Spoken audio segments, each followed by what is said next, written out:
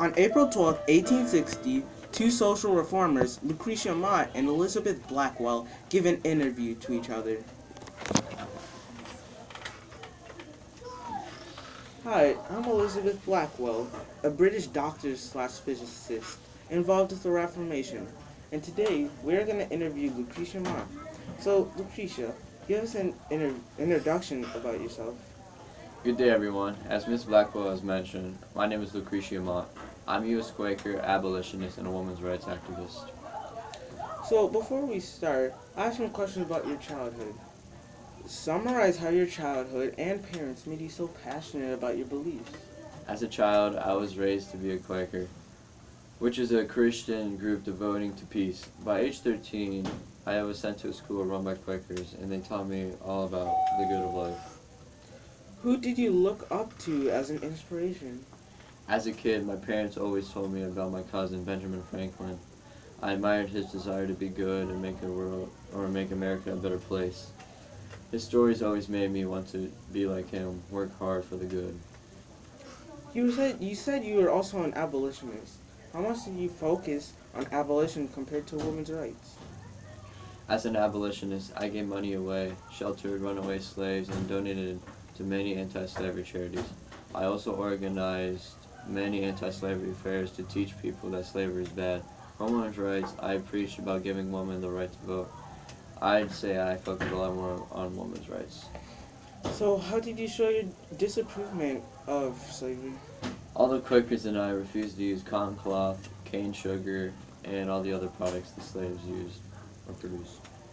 Relate the unjust treatment of slaves compared to the unjust treatment of women. Slaves were treated a lot worse. They were killed, beaten, starved, and overworked by their masters. Women are just seen as less important people compared to men, and we do everything for them. If trying to find similarities, we are both treated unfairly and are apparently inferior to white men.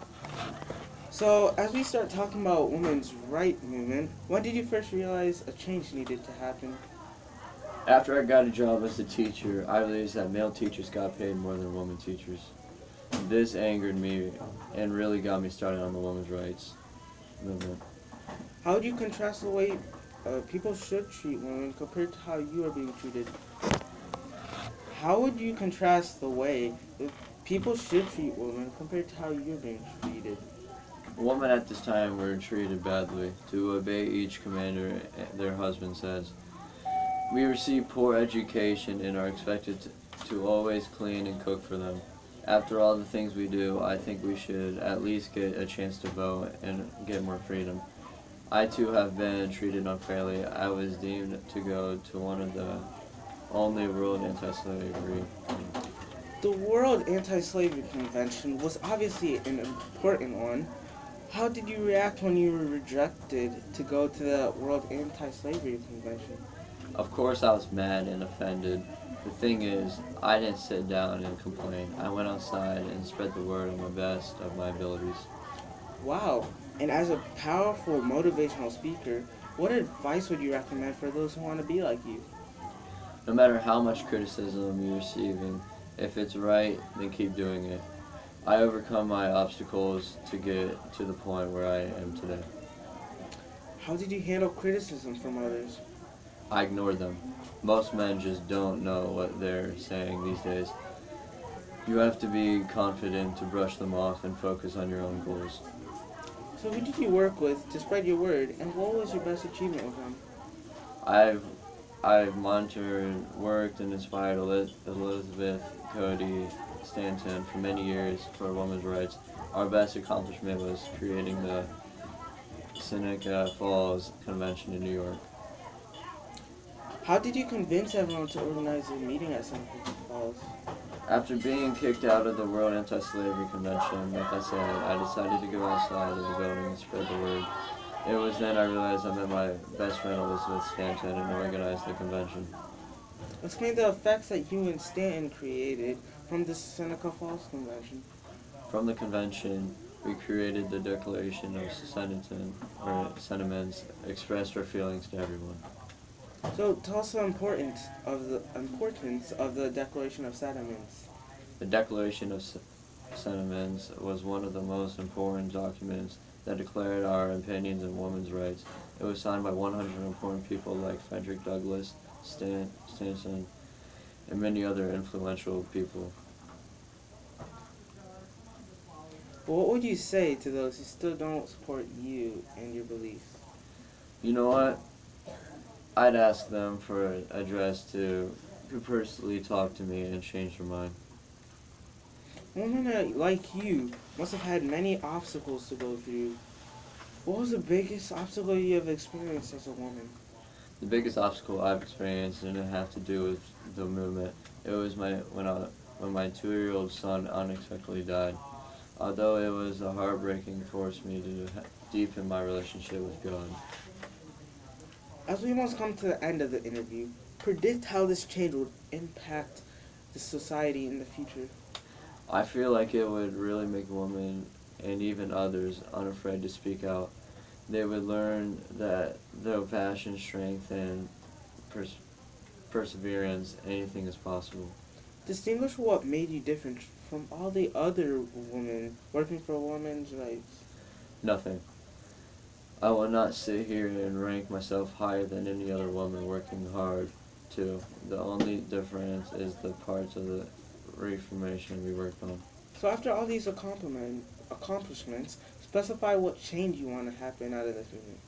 I mainly want women to be able to vote and to be treated with more respect. On the abolition side of things, I want slavery as a whole to come to an end right away. Thank you, Lucretia.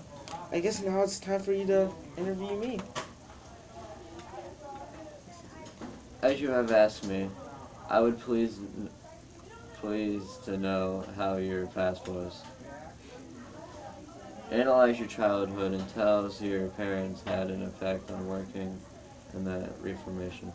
My parents were both liberal and religious and believed that men and women should have the same opportunity for education. They supplied me with the education I needed to get started. Explain what you did to help women gain education. Well, with help of my two sisters, we started a school, the Cincinnati English and French Academy, for young ladies.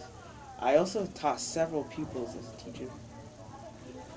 So you said your family was very religious. Classify how religion influenced your work. After starting school, I was too focused on maintaining that school since we were struggling financially. After the school closed down, I converted into the Christian faith and renewed my passion for education and reform. After your school shut down, what did you continue to do in the reform? From there, I moved to Kentucky to teach more women. I soon realized that the school didn't have a good system. I encountered slavery for the first time too. That's why I moved back to Cincinnati. Wait, you said you were a teacher, right?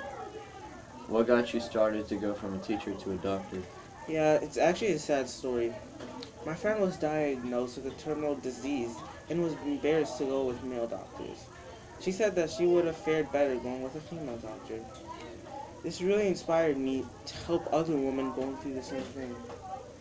You must have had some doubts about being a doctor. When did you know you were convinced that studying medicine is the way to go? I was convinced to study when a physician named Samuel Dixon taught me all about medicine and gave me a chance to do experiments in a lab. You've achieved many things so far. Select all your accomplishments you think was best. Well, obviously being the first woman to earn a medical degree, this gave a huge boost to women and motivated them to achieve their dreams. Summarize how you earned your degree. Well, when I got accepted into Geneva Medical College, I isolated myself to focus on studying medicine. Between terms, I went to a Blockley almshouse to take care of the elders. When returning to Geneva, my time there was easy due to experience. 2 years later, I earned my degree. Wow, it all sounded easy for you. Did you realize any criticism from the men? Yes, many times. I received criticism many times. As I was applying for colleges, many physicians I stayed with told me that I shouldn't study medicine. I wasn't even allowed to go to Geneva College unless 150 male students voted for me to stay. If they didn't want you to act like a man, what did they recommend you to do? Well, they told me to either go to Paris to study or even just disguise myself as a boy so I could be respected. Before you got your degree and got accepted into a college, illustrate your feelings with the possibility of failing. I was deeply concerned. I had spent most of my money investing in this goal, and if I fail, I would be seen as a disappointment to all women. You never gave up, and that's all that matters. How did you support your stress of trying to earn a medical degree in a male college? I often meditated to soothe myself from all that loneliness and stress. Without those meditations, I wouldn't be here today. Luckily, you're in that degree. Generalize what you wanted to study after earning that degree. I have always dreamed about being a surgeon. Sadly, when I was treating a patient, I spilled some solution on my eye, which caused me to be blind in that eye, and it ended my dreams. Since your dreams ended, what did you start studying instead? Well, I went to Europe, in Britain and Paris specifically, looking for hospitals as an obstetrician, which is helping women during childbirth. Predict what would happen if you'd become a surgeon today. Oh, I think I would have, through hard work and perseverance, I would have saved tens of lives from death. So you went to many places like the U.S., Britain, and Paris. Why didn't you ever marry? Well, I wanted to show men that women can accomplish all the things men can too. What was the best experience of all the places you've visited? Well, probably the almshouse in Pennsylvania, because it's the first time I treated real people. That gave me experience which helped me throughout my career. You were heavily involved in women education. Were you involved with any abolition work? Yes, I actually started a school for slaves, but due to financial issues, it had to shut down again. Wow, you must be bad at starting schools. If if you had to redo something, what would it be? I would do nothing. I'm happy with the results I have, and I hope it will have a huge impact on future generations. Do you think any reformers could relate to what you went through? Um, no, I can't relate to them. Other women have faced more verbal abuse from men and even faced physical abuse. Although I have received some criticism, I have been luckily able to ignore those comments. Well, that's all the questions I have. Thank you, Miss Blackwell, for sharing your life experiences and told how you became the first woman to earn a medical degree. That was truly inspiring. And thank you as well, Mrs. Mott. Thank you for sharing your experience too. We all hope that all the women listening can learn from this and rise up through passion and determination. Farewell.